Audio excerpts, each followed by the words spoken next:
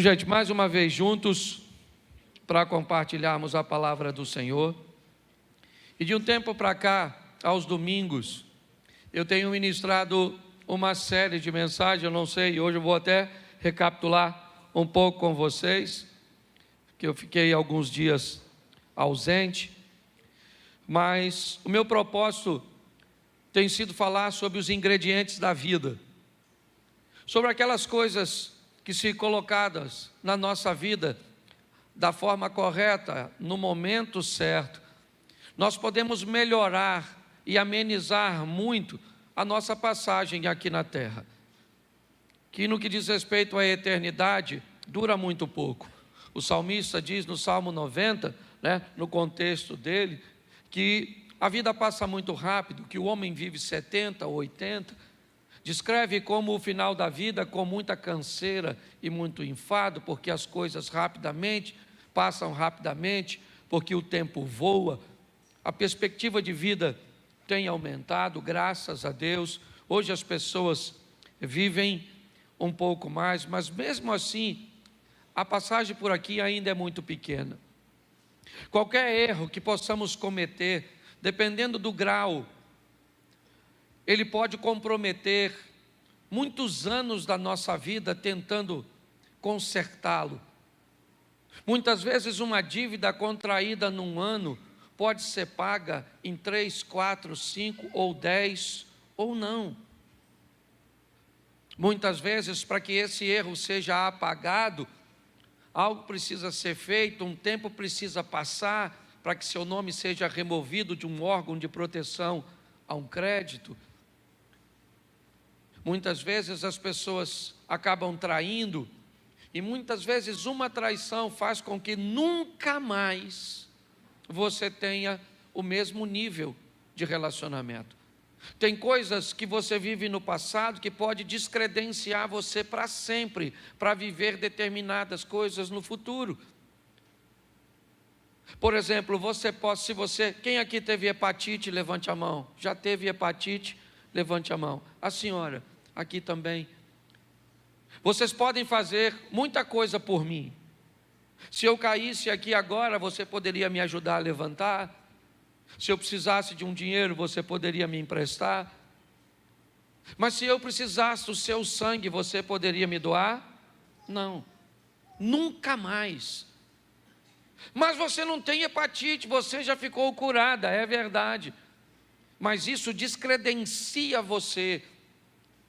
É muito importante nós entendermos que, por mais que venhamos a nos recuperar, tem determinadas coisas que podem nos descredenciar para sempre.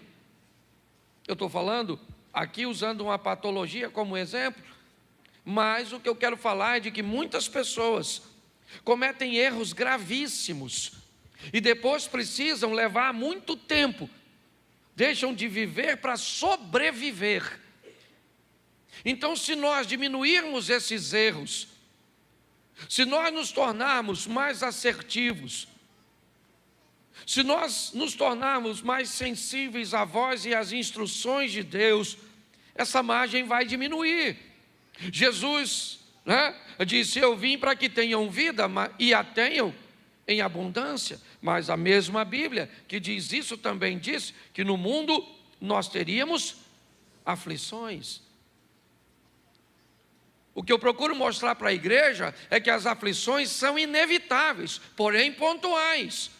Segundo a Bíblia, eu vivo uma vida abundante com dificuldades pontuais, e não uma vida pontual com dificuldades abundantes. É isso que muitas pessoas têm vivido, espasmos de felicidade, espasmos de conquistas. São sempre coisas esporádicas, porque o tempo inteiro são sofrimentos, o tempo inteiro é escassez, o tempo inteiro é dificuldade, o tempo inteiro é sofrimento, é solidão. Tem alguma coisa de errado. Não é isso que a Bíblia, o Deus que você serve, te propôs. O que Ele propôs foi uma vida abundante, e que volta e meia você vai sofrer. As aflições virão de forma bem pontual. Porque eu tenho aprendido e ensinado que há duas vidas. Apocalipse diz isso: ao que vencer não sofrerá o dano da segunda morte. Duas vidas, duas mortes. A segunda morte separa a nossa alma de Deus. A primeira morte separa o espírito do corpo. E Deus sempre focado em trazer bem-estar às duas, é lógico, sempre focando a prioridade, a alma. Não temos aquele que pode matar apenas o corpo, mas temos aquele que pode matar o corpo e ainda matar a alma, separar a alma. Baseado nisso, eu peguei alguns ingredientes, já falei de 3, hoje é o quarto, são 8 na verdade. Já falei de fé, governo, pessoas e hoje falo de objetivos. Vou falar ainda de generosidade, legado, saúde e aprendizado. Mas só para recapitular aqui, o primeiro que eu falei, vocês lembram? Eu falei de quê? É por isso que a gente tem que falar sempre. Por muito tempo eu tive dificuldade de repetir as coisas, porque parece que quem repete não tem conteúdo, fica falando sempre a mesma coisa. Mas depois eu olhei para os evangelhos e tem 4. E 3 repetem a mesma coisa para os crentes. Por quê? Porque sabia que os crentes iam esquecer. Então Marcos escreveu e disse, é desse jeito. Aí vem no Mateus vem desse jeito. Aí vem o Marcos desse jeito. E vem o Lucas e desse jeito. E o povo ainda não lembra. Então o primeiro ingrediente é fé. Fala comigo, fé. Isso, esse é o primeiro ingrediente. Sem ela é impossível agradar a o justo viverá pela isso. Então fé é a primeira coisa que você precisa ter. Até o profeta Gilberto Gil já sabia disso.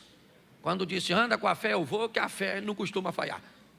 E mesmo quem não tem fé, a fé costuma acompanhar. Pelo sim, pelo não.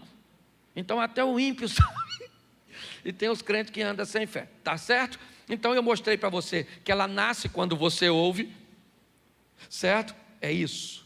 A fé vem pelo e ouvir a palavra de a fé torna tudo possível.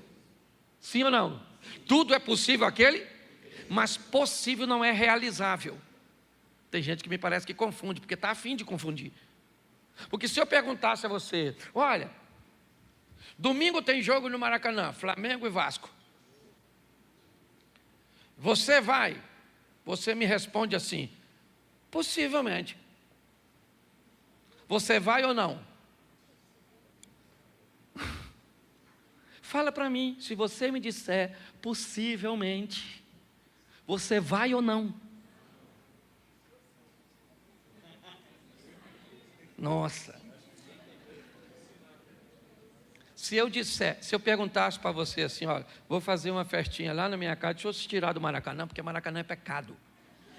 Então a igreja se constrange, e provavelmente tem botafoguense e tricolores que não iriam mesmo, então nem se manifestou, tá certo? Mas vamos tentar de novo, fazer igual Jesus com a mulher samaritana. Falou de água, não dá certo, ele fala de marido. Vamos tentar aqui. Eu vou fazer uma festinha lá em casa na quarta-feira e eu digo para você, você vai? Você diz para mim assim, pastor, não vou dar garantia não, mas possivelmente eu vou. Você vai ou não? Vai ou não? Você não me falou. Você não falou nem que sim, nem que não. Então quando a Bíblia diz que a fé torna tudo possível, ela não está dizendo que Deus vai fazer e que não vai fazer. Ela só diz que quando você chega perto dele, o impossível se torna, mas não significa que ele vai fazer. Tem gente que vem para a igreja, um está morrendo de câncer, aí você vem, aí fala, meu Deus, ela não pode morrer, minha mãe, não pode morrer, ou é minha fé, eu tenho fé, chamou os irmãos, tudo. Até os cajaceiros vêm para a campanha, e vão embora, une a fé de todo mundo, aí a mãe morre. O que faltou? Não! Porque a fé não dá garantia que vai acontecer. A fé traz a possibilidade, está assim de gente frustrado, porque está achando que Deus prometeu coisas que Ele não prometeu. Ele só disse, se você chega perto de mim com fé, tudo é mas se não acontecer, você ainda continua tendo fé, pronto. Por isso que tem uns povos que vai embora. Nossa, Deus falou que ia fazer, não tem palavra. Você que não entendeu direito. Então eu acho que vale até pregar de novo. Eu acho que eu vou pregar de fé. De novo. Então ela torna tudo possível. Ela tem tamanho? A fé? Seja feita segundo a medida da sua. Se você tiver a fé do tamanho de um grão, então fé tem tamanho. Por isso que a Bíblia diz de fé em fé, de glória em glória. Só diz que mesmo que ela seja pequenininha, certo? Ou seja, você já pegou um grão de mostarda? Já pegou, não? Eu não tenho nem como é que eu vou comparar aqui. Sei lá, Não, qualquer coisa. Não, alpiste é 10 vezes maior. Um alpiste é bem pequenininho. É só para você saber o tamanho da sua fé. Sabe esse pequenininho? A nossa não chega nem nesse pequenininho. Depois eu vou trazer. Aqui vou botar na sua mão. Você vê a sua fé. Então ela vai crescendo, de fé em fé, de glória em. E de que tipo deve ser a sua fé? Ela tem tipo, claro. Me mostre a sua fé com as suas obras. E tenha uma fé realizadora. Fala, realizadora. Vou fazer com o professor agora. O primeiro é isso, só para você não esquecer mais. Porque eu perguntei, você não lembrava? Primeiro é isso. Tudo é possível, sim ou não? E ela nasce como? Ouvindo. A fé vem pelo e ouvir a palavra de isso aí. Não é o WhatsApp, é a palavra de Deus. Você, pastor, então o senhor está dizendo que eu não posso ouvir? Pode ouvir o que você quiser. Só ouça a palavra de Deus antes de ouvir qualquer outra coisa. E no final do dia também ouça ela para fechar a tampa. Começa escutando, termina escutando. Ela cresce, ela torna tudo possível e ela tem que ser uma fé realizável, tá certo? Então vamos lá. Segunda mensagem que eu preguei sobre essa série, eu falei de governo. Porque o que tem de gente desgovernada, não governa o que come, não governa o que bebe, não governa o que fala, não governa o que compra. Tem que ir para uma clínica para ajudar você a ter governo. Pastor, eu vejo doce, eu fico doido. Pastor, eu vejo uma fofoca. Eu nem gosto de fofoca, eu gosto de leão marinho. Não é verdade, mãe? Vamos embora. Pare e pense, governo, está lá, a Bíblia diz, Deus criou 2 astros, um para governar e o outro para governar o primeiro para governar o dia é e o segundo para governar a noite é O que a Bíblia está dizendo é que se você quer ter uma vida equilibrada, aprenda a ter governo, quer de dia, quer de noite. Quer em momentos fáceis ou momentos difíceis, nunca perca o governo, nunca perca o controle, nunca entregue o controle de sua vida para um provocador, nunca entregue um controle de sua vida para outra pessoa. Quem controla a sua vida é Deus, tá bom, isso no âmbito, mas você tem que deter o controle. Um dia, um governador da Judéia, Herodes, entrega o governo da Judéia no momento diurno, no momento agradável, na festa de seu aniversário. Já falei isso aqui, estou repetindo, você deve lembrar. Para quem? Para uma menina, Salomé, uma dançarina. O governo inteiro, Herodes era chamado de rei dos judeus. O governador da Judéia, ele pega o governo da Judéia, entrega na mão de uma dançarina e diz para ela, porque ele tinha bebido, estava alegre, estava feliz, o momento é bom, porque tem gente que perde o governo quando emagrece, quando faz uma plástica, quando ganha um dinheiro. Basta clarear, basta melhorar que pessoas perdem o governo. A Bíblia diz que se está de dia, tem que ter sol para governar o dia, e se escurecer, tem que ter lua para governar a noite, porque tem momentos ruins, tem momentos de escuridão, onde a dor, a escassez, os problemas, e o que eu tenho nesse ambiente? Governo. Estava difícil para Jesus, fala para seus discípulos, eu preciso do apoio de vocês, me ajude. Foi orar, quando voltou, eles estão dormindo. Jesus disse, olha, Pai, se possível for, a parte de mim este cálice. Estava escuro. Pilatos disse, se defenda. Ele disse: não. Os soldados disseram: desça da cruz. Ele disse: não. Estava de noite, mas ele tinha o governo. As pessoas o provocavam, dizendo: salvou os outros e não salva a si mesmo? Se você é o Cristo, desça da cruz. Se ele não tivesse controle, ele desceria para mostrar para os outros que ele podia, mas ele não era governado pelos outros, ele era governado por seu propósito. Jesus chama Judas de amigo e Pedro de inimigo, porque para Jesus, quem te faz o mal, te aproximando do seu propósito, inevitavelmente está te fazendo bem. Foi isso que José disse para seus irmãos: vocês não me venderam para o Egito, Deus é que me enviou na frente. O que vocês pensavam que estavam fazendo contra mim, estava fazendo a meu favor. Foi para isso. Governo. O que nós precisamos hoje é de pessoas que tenham governo. Governo para conseguir ler a Bíblia, porque tem gente que diz que não consegue. Deve ser muito caro.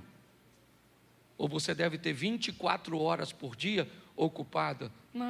Não lê porque não governa, não ora porque não governa, não jejua porque não governa, não estuda porque não governa, porque não poupa porque não governa, não oferta porque não governa, não dizima porque não governa, não tem um bom casamento por quê? Porque não governa, porque quem governa domina.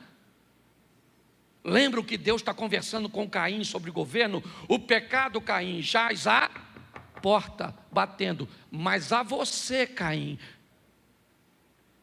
é determinado a você assumir o governo e dizer: eu abro ou não abro. É assim que funciona.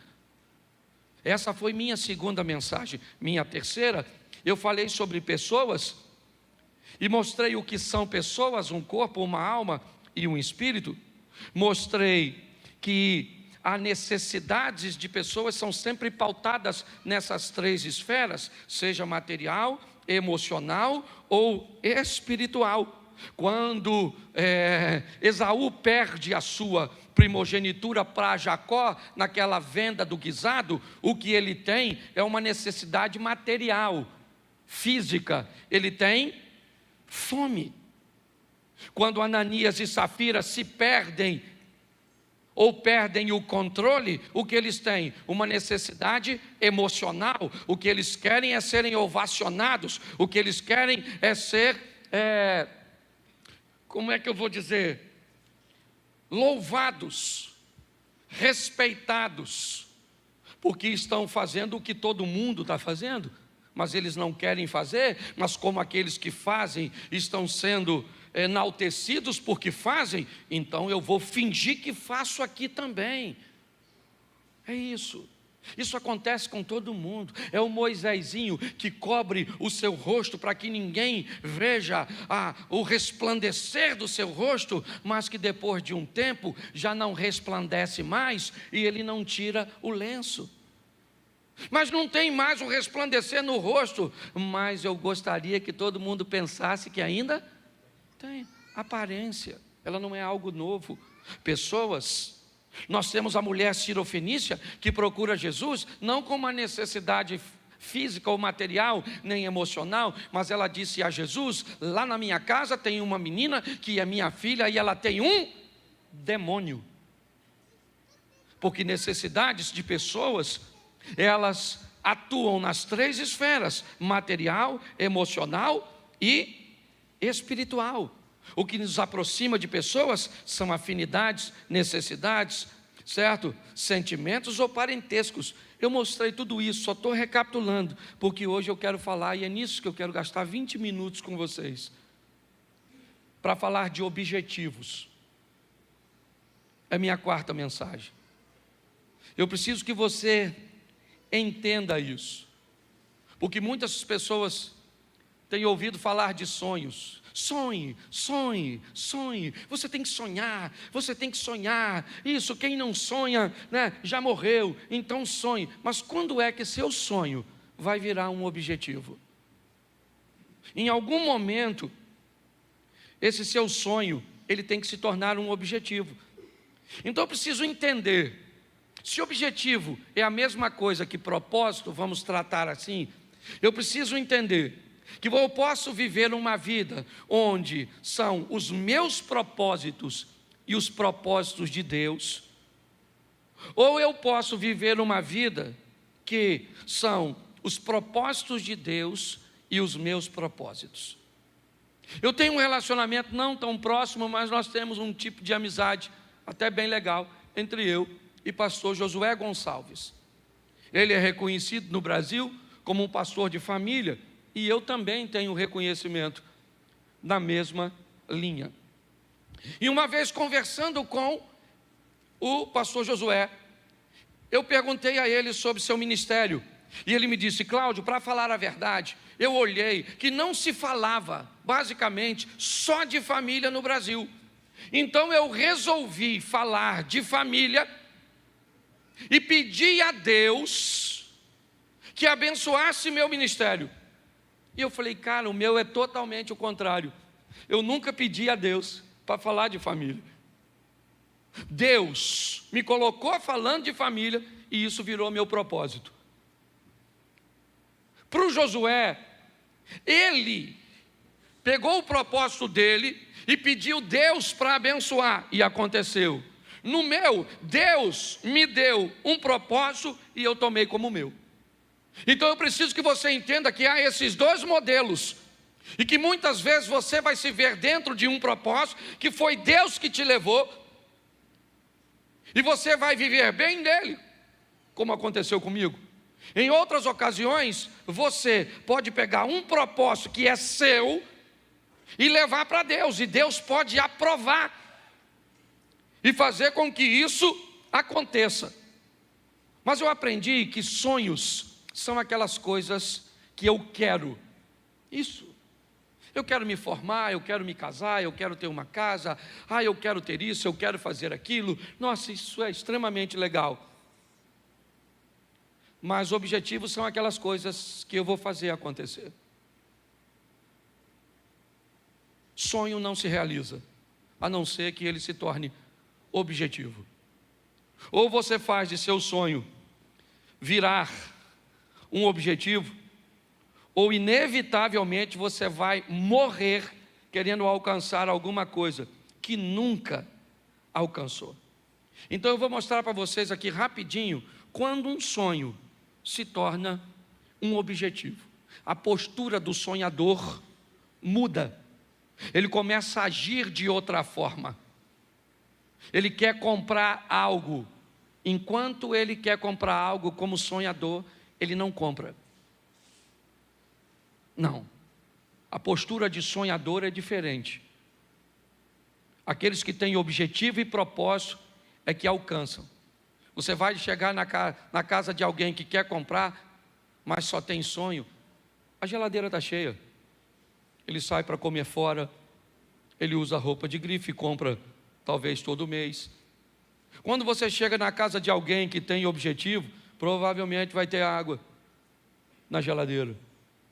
Vai comer ovo, não vai sair para comer fora. O sapato vai ter que durar 1 ano. Só tem 2, o marrom e o preto. Porque o objetivo, ele traz responsabilidades. E preste atenção, porque eu vou mostrar isso com um texto bíblico, senão vira autoajuda. 1 Samuel, capítulo 1, verso 2, está aí o primeiro texto de uma mulher que sonhava e que durante seu sonho nada aconteceu. Ele tinha 2 mulheres, e uma se chamava Ana e a outra Penina. Penina tinha filhos, Ana, porém, não tinha. Bom, Penina e Ana, o duelo de 2 mulheres. Quem são essas mulheres? Quão diferentes elas são? Não é muito meu hábito, mas eu resolvi pegar o significado do nome de Ana e o significado do nome de Penina, para ver se tem alguma maldição em uma bênção na outra, o que é que difere uma mulher da outra. Então vamos lá. Ana, a primeira esposa de Eucana, tem seu nome como graciosa, ou cheia de graça. Essa é a Ana. A segunda esposa é Penina.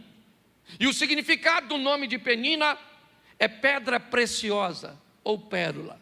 O que você acha, ou quem você gostaria de ser? Graciosa ou cheia de graça, ou pedra preciosa ou pérola? Tanto faz. Todas duas são coisas muito boas, sim ou não? Qual é o grande problema dessas duas mulheres? É que elas não vivem a plenitude.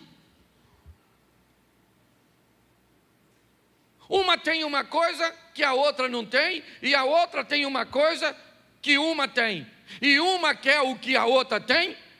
Esses dias eu vi uma mulher falando comigo, não vou usar o nome da família, porque ela é muito conhecida, e essa mulher olhou para uma mulher bonita, realmente, rica, bem-sucedida, uma das palestrantes talvez mais procurada no Brasil, e não é nem no ambiente gospel, é no ambiente secular, treinando pessoas. E aí a mulher estava do meu lado, e ela me disse assim: Cláudio, eu acho injusto, porque olha só, essa mulher, bonita, e essa que estava falando não era nem feia não. Eu falei, é bonita. Cláudio, ela tem muito dinheiro. Eu falei, tem. E essa que estava falando também não é pobre não. E olha, Cláudio, como é que ela tem essa desenvoltura para falar? Aí essa daqui não tem não. Essa estava falando, ela não é palestrante não. Eu queria ser ela, Cláudio. Aí eu olhei para ela e disse assim, nossa, eu nunca imaginei que você gostaria de ser uma mulher que perdeu um filho tão jovem. Ela me disse, como assim? Eu falei, faz pouco tempo que o filho dela morreu.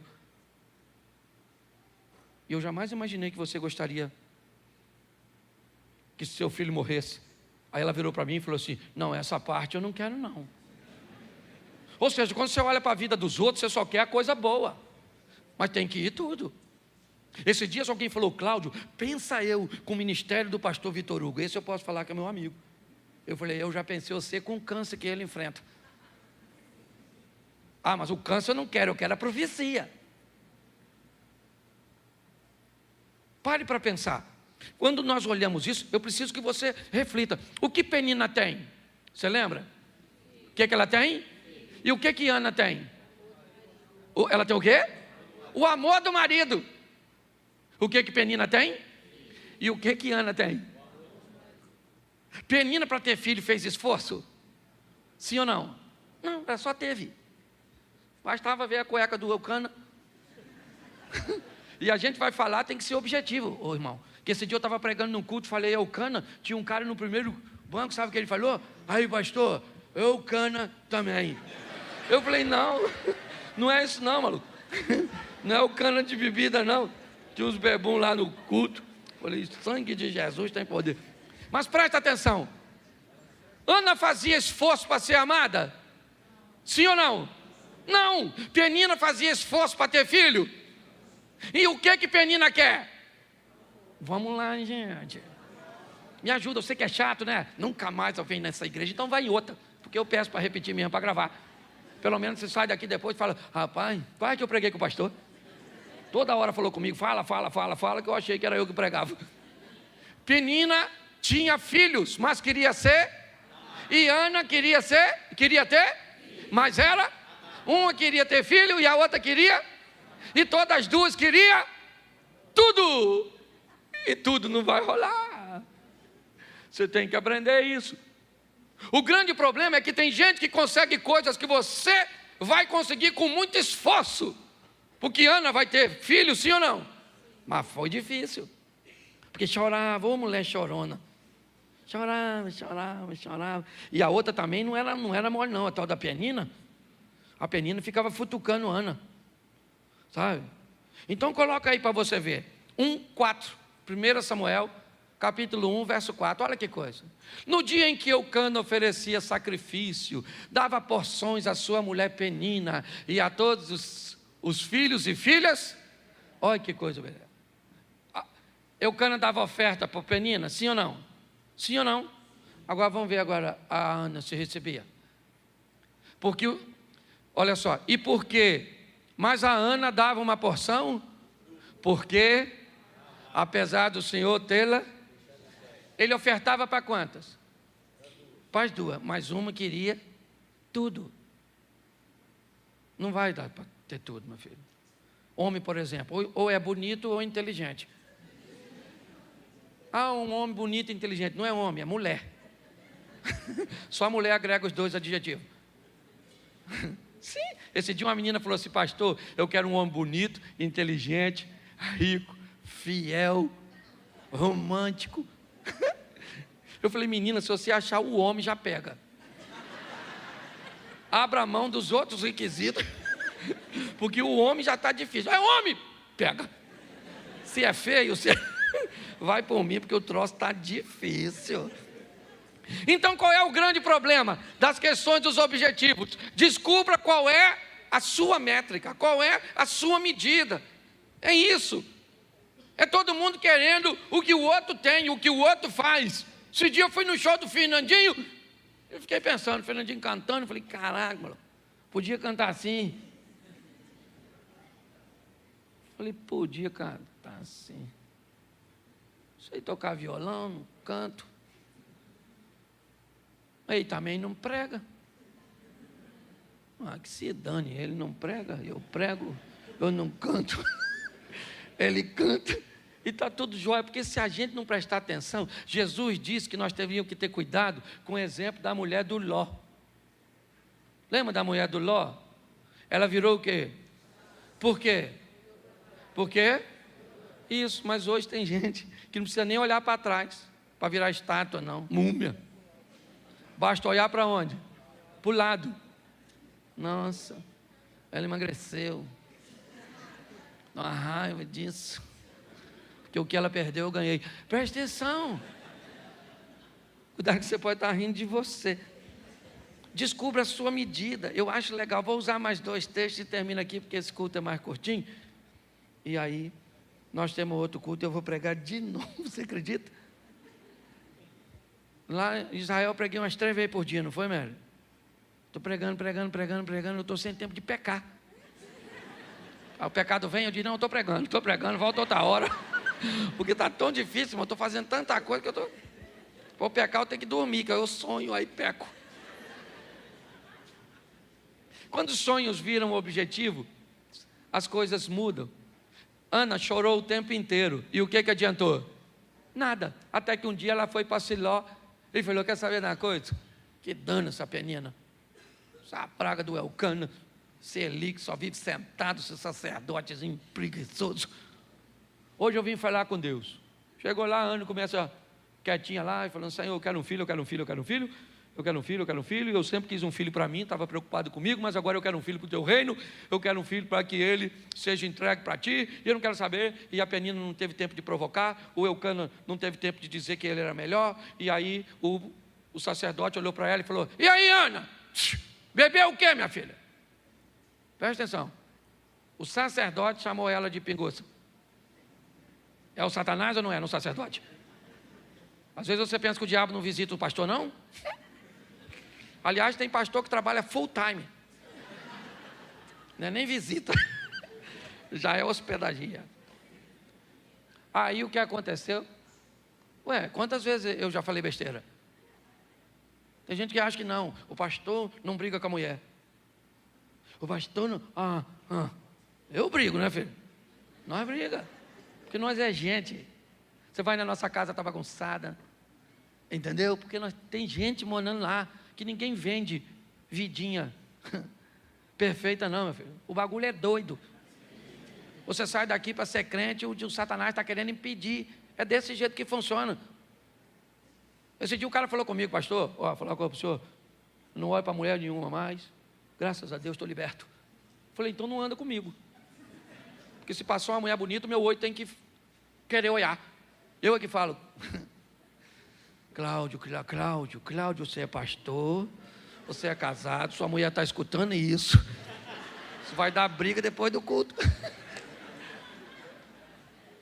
Ô gente, pelo amor de Deus, certo? Ana foi lá e conseguiu o propósito dela, sim ou não? Quando ela deixou de sonhar e transformou seu sonho num objeto. Então, mais 2 textos e a gente termina.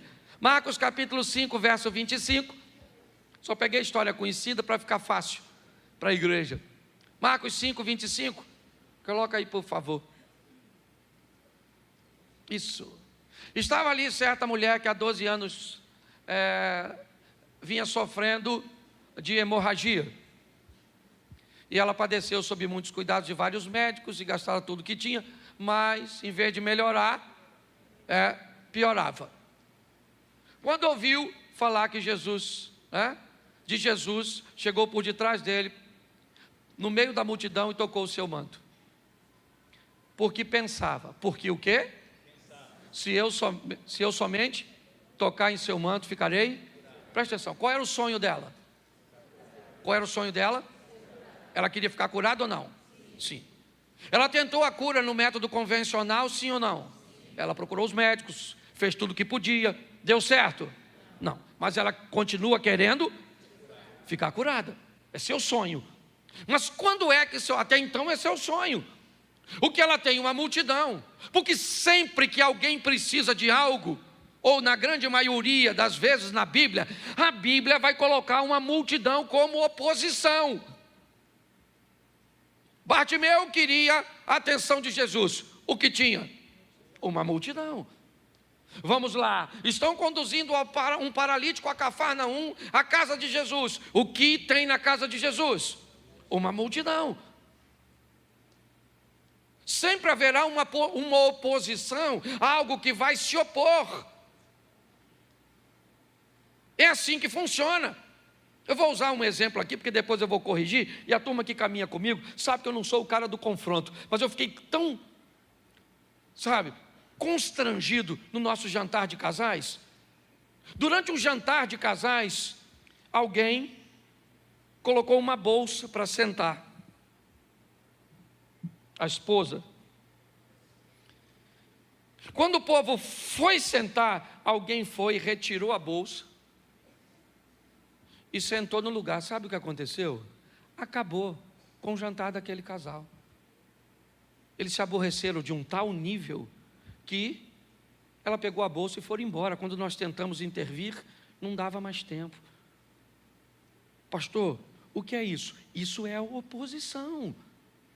Ela vai estar nos jantares, nos almoços, elas vão estar no trânsito, ela vai estar no vizinho, ela vai estar, é a multidão, é aquilo que busca separar você do Cristo. O que nós estamos vendo é uma mulher que olhou que tem uma oposição, o que ela disse: eu vou tocar nele, esse é meu sonho, e meu sonho se transformou num objetivo, e por ser um objetivo, eu não quero saber a quantidade de pessoas que tem, eu não quero a atenção dele, eu não quero parar, interromper sua comitiva, eu não quero nada, eu quero apenas alcançar o meu propósito, e eu coloquei na minha mente que se eu tocar nele, eu vou ficar curada, o que eu tenho fé, e eu vou lá, e toco nele. É isso que está acontecendo aqui. Quando ela faz isso, ela fica curada, porque ela fez, não simplesmente quis. Deixa eu terminar com o último texto, também muito conhecido, Lucas capítulo 15, é o setor de achados e perdidos, capítulo 15 de Lucas. Ovelha perdida, dracma perdida, filho perdido, está tudo perdido. Verso 17, perdão. 15, verso 17. Caindo em si, disse: quantos empregados de meu pai têm comida de sobra e eu aqui morrendo de fome? Eu me porei a caminho e voltarei para meu pai e direi: pai, pequei contra o céu e contra ti. Verso 19. Não sou mais digno de ser chamado teu filho, trata-me como um dos teus. Presta atenção aí, não bota o 20 não.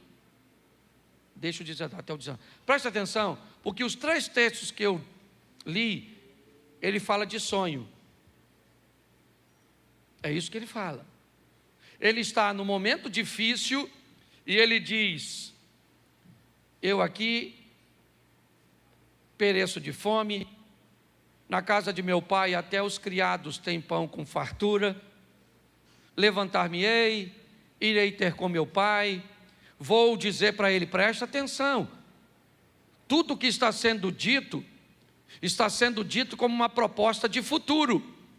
Levantar-me-ei, irei ter com meu pai, e lhe direi, pequei contra o céu e diante de ti, já não sou digno de ser chamado teu filho, me trata como um de teus empregados.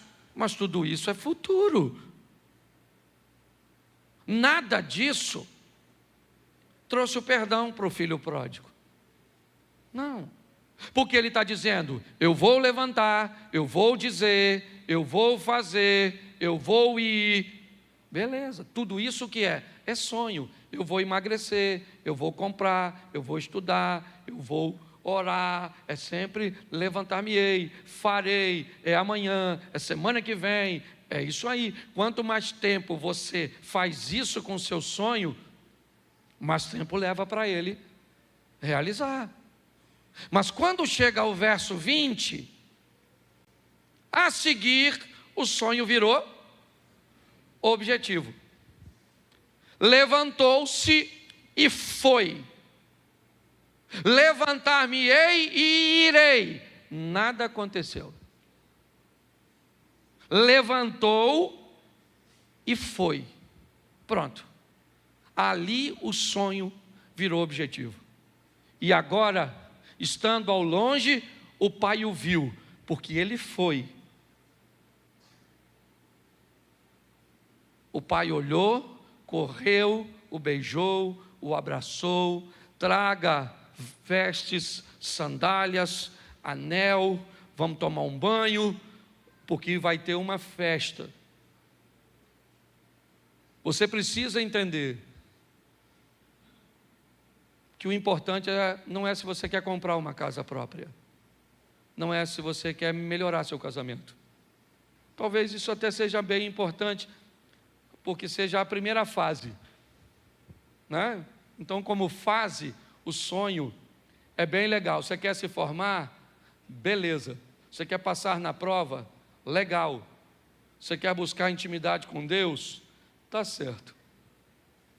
Mas a pergunta é, quando seu sonho vira ou vai virar um objetivo? É nesse momento que as coisas acontecem. Volta para o verso, não está aí, ó. A seguir, levantou-se e foi. No verso anterior, levantar-me-ei e irei.